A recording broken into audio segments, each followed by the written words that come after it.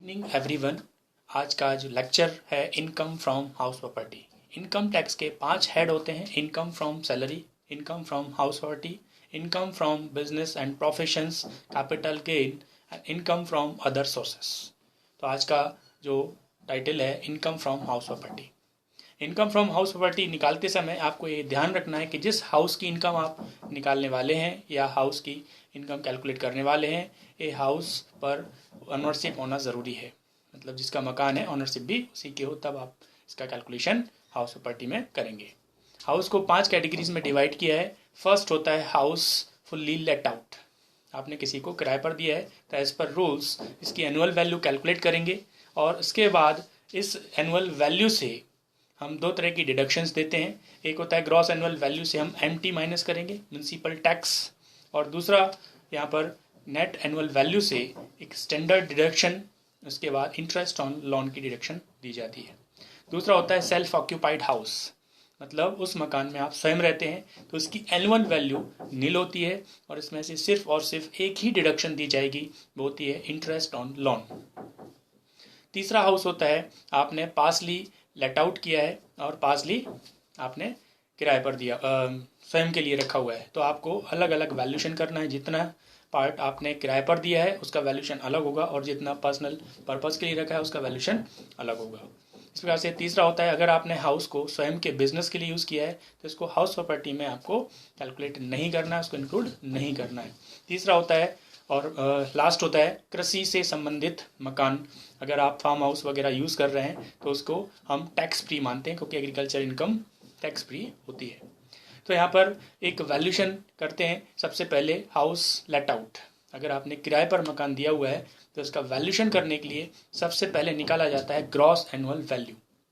तो जब भी किराए पर मकान देते हैं तो यहाँ पर 2 रूल्स याद रखना है। एक होता है रेंट कंट्रोल एक्ट एप्लीकेबल होता है, रेंट कंट्रोल एक्ट, और एक रेंट कंट्रोल एक्ट एप्लीकेबल नहीं होता है। अगर रेंट कंट्रोल एक्ट एप्लीकेबल नहीं है तो आपको 3 अमाउंट्स में कंपेयर करना है। फर्स्ट वन म्यूनसिपल वैल्यूशन, नगर पालिका मूल्य, दूसरा होता है फेयर वैल्यू और तीसरा होता है एक्चुअल रेंट रिसीव। इन तीनों वैल्यू को आपस में कंपेयर करना है और जो भी वैल्यू ज़्यादा होगी, विच एवर इज़ मोर, वो हमारी ग्रॉस एनुअल वैल्यू होगी। इस ग्रॉस एनुअल वैल्यू में से हम माइनस करते हैं म्यूनसिपल टैक्स, या हाउस वैकेंट रहा है तो वो वैकेंट टाइम पीरियड का रेंट माइनस करते हैं। उसके बाद आती है एनुअल वैल्यू। एनुअल वैल्यू में हम माइनस करते हैं standard deduction under section 24। Standard deduction दी जाती है 30% ऑफ ग्रॉस एनुअल वैल्यू। तो ग्रॉस एनुअल वैल्यू से हम डिडक्शन दे रहे होते हैं और इसके बाद होता है इंटरेस्ट ऑन लोन की डिडक्शन दी जाती है लेट आउट हाउस में से। इस प्रकार से लेट आउट हाउस में से इंटरेस्ट ऑन लोन की डिडक्शन जो दी जाएगी वो अनलिमिटेड होती है। दूसरा, इसके बाद हमारी आती है इनकम फ्रॉम हाउस प्रॉपर्टी। दूसरा प्रकार होता है सेल्फ ऑक्यूपाइड हाउस। अगर आप स्वयं उस मकान में रहते हैं तो उसकी वैल्यू हमेशा नील होगी, उसमें से सिर्फ और सिर्फ एक ही डिडक्शन दी जाती है, वो होती है इंटरेस्ट ऑन लोन।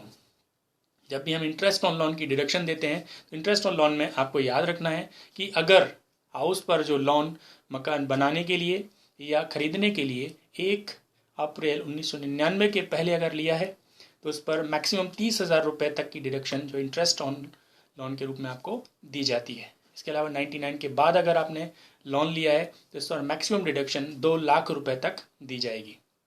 इसमें आपको ये चीज़ भी याद रखना होगा कि मैक्सिमम जो डिडक्शन होगी वो 2 लाख होगी सेल्फ ऑक्यूपाइड हाउस के लिए, इससे ज़्यादा आपको नहीं दी जाएगी।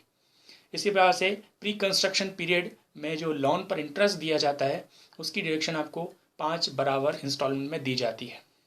जैसे प्रीवियस ईयर में आपको पूरी डिडक्शन मिलेगी इंटरेस्ट ऑन लोन की, लेकिन अगर प्रीवियस ईयर के पहले भी आपका लोन की जो इंटरेस्ट आप दे रहे हैं तो उसको आपको 5 अलग अलग किस्तों में, जैसे इंटरेस्ट प्री कंस्ट्रक्शन पीरियड का अगर 10,000 रुपये है तो 2,000 करके 5 असेसमेंट ईयर में इसकी डिडक्शन आपको दी जाएगी। इस प्रकार से ये हाउस का कैलकुलेशन किया जाता है। तो हाउस प्रॉपर्टी में आपको लेट आउट हाउस का कैलकुलेशन करना है एज पर rules, but self occupied house की एनुअल वैल्यू नील होगी और इसमें से सिर्फ और सिर्फ हम इंटरेस्ट ऑन लोन की डिडक्शन दी जाती है। तो हाउस प्रॉपर्टी में ये पहला लेक्चर था। अब सेकंड लेक्चर में और आगे का मैं लेके आऊँगा। आप घर पर रहें, सुरक्षित रहें, इसी शुभकामना के साथ आपका बहुत बहुत धन्यवाद। इस चैनल को अभी तक सब्सक्राइब नहीं किया है तो सब्सक्राइब करें, शेयर करें और लाइक करें। धन्यवाद।